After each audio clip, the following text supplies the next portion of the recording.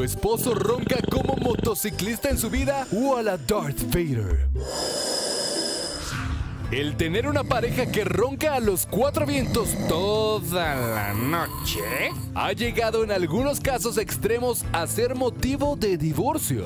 Y en el menor de los casos, se ha convertido en un problema cotidiano entre muchas de las parejas hoy en día. Pero espera, antes de que prepares las maletas de tu esposo, te tengo una super noticia.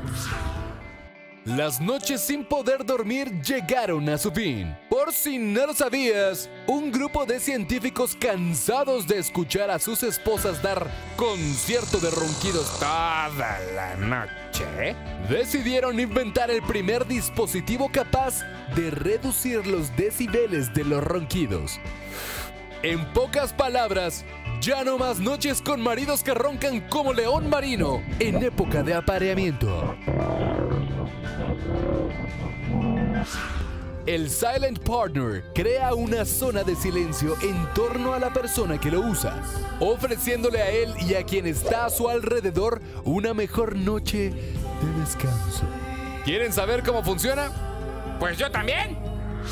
Fíjense que nada más y nada menos que utiliza un sistema de cancelación de sonido que toma el desagradable sonido de los ronquidos y genera un sonido contrario que lo suprime.